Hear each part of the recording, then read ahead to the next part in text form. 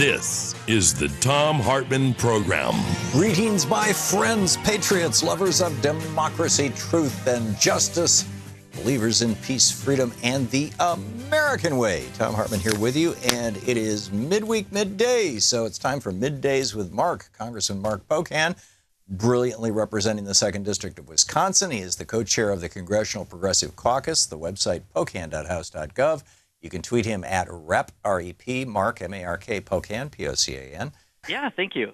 So, and we already have calls for you, and there will be more to come, no doubt. So where would you like to start today? Oh, I'll tell you, I think we can go to calls as soon as you like. I mean, what's going on, obviously, is the health care vote in the Senate. They're still having a difficult time doing anything, although they did vote to take up pretty much anything because they didn't know what they were taking up when they took the vote yesterday. But, I think that tells me they'll probably put down some kind of a trimmed down version just to get to conference committee. So we're still going to have to fight for months probably, maybe to protect our health insurance. Yeah. Donald Trump still fighting with Jeff Sessions has been interesting. And then today, watching a 5-time draft dodger explain why transgender people shouldn't serve in the military. That's been my morning so far. Yeah. Hey, I have a technical question. Never having been a legislator and only watching the process from afar, there's talk that the Trump strategy here, or Mitch's strategy here, is that they're going to pass some very, very, weak repeal bill. I mean, it might just only repeal the requirement that you buy health insurance, the individual mandate. And, because it's something that everybody in the Senate can say, oh, yeah, what the heck, I'll vote for that, or at least all the Republicans. And then it goes to conference. Now, conference committee is where people from the House and people from the Senate get together, and they basically take the House version and the Senate version, which would be very, very different under this scenario, and they rewrite it, they amend it, and when it comes out of conference, does it have to go back to both the House and Senate to be voted on before it goes to the president? Please elaborate this process for us and where this might blow up in Trump's face. What you said is correct. The only thing that I've always been told when something comes out of conference committee, it's unamendable at that point. So whatever they put together in conference committee could be a final version. But, some of the rumor is same thing, that they'll do a skinny version of a bill just to get it to conference committee, and then they can kind of maybe blame each other if nothing happens. But it's certainly, the Senate, I think, is just looking to get a vote to claim they did what they could to move it forward, and then whether or not something happens is really going to depend on how hard people, especially in August when everyone's home, really have good, strong conversations with their elected officials. But that should be the format. It goes to conference committee. Something allegedly will come out of there and go back to the House and Senate before it goes to the president. Yeah, okay. So you want to pick up some phone calls? Let's do it. Absolutely. Okay, Carol in Monessen, Pennsylvania. You are on the air with Congressman Pocan. Hi, Tom. First, I want to say she reminds me of Scholl as well. Do you have her name, the woman who wrote that article? Which article?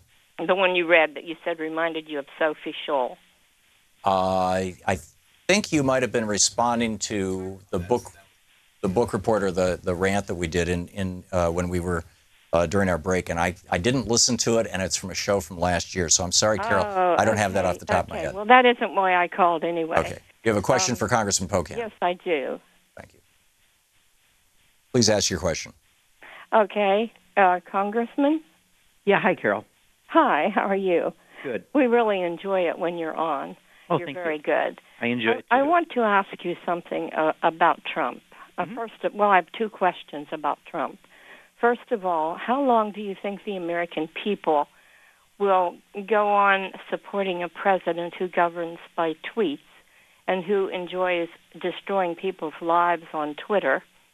And my next question is, do you agree with me that this is not ideology on his part? I think he is simply setting out to unravel and undo and reverse everything that would be considered Obama's legacy.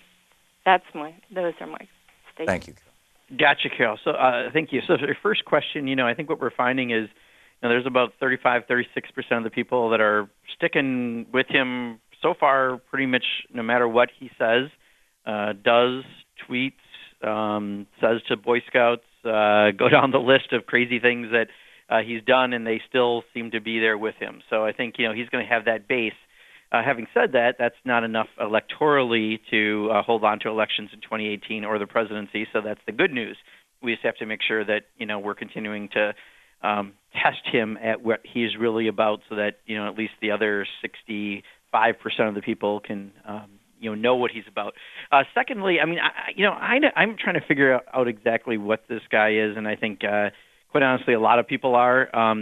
He just does this strange populist sort of governing, and at times Steve Bannon pops up, at times other Republicans pop up, but in the end, this is the 71-year-old guy who tells you to get off his lawn and gets cranky about a little bit of everything. And let's face it, he's a extremely wealthy person who's looking out for himself, number one, and his family. And I think that's really where he governs from. I mean, I think there's a problem with the emoluments clause that he is holding on to his business dealings. I think there's a problem with Russia because I think more and more we're finding there's probably some collusion with folks surrounding him, if not him himself. And this is all about one rich guy and how to get richer. And that's, I think, what we're dealing with. More and more I see his actions every day. Yeah, not to mention his involvement with oligarchs, whether they be Russian or American or both. Yeah, absolutely. This is, I think this is probably going to be his Achilles heel.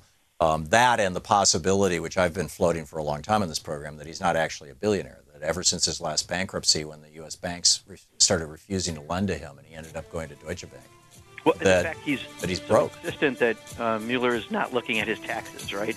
Yeah, well, that's what he's freaked out about. Yeah. And I think it's because, it'll demonstrate that this guy's actually underwater. He's probably more broke than I am, or more broke than any of us.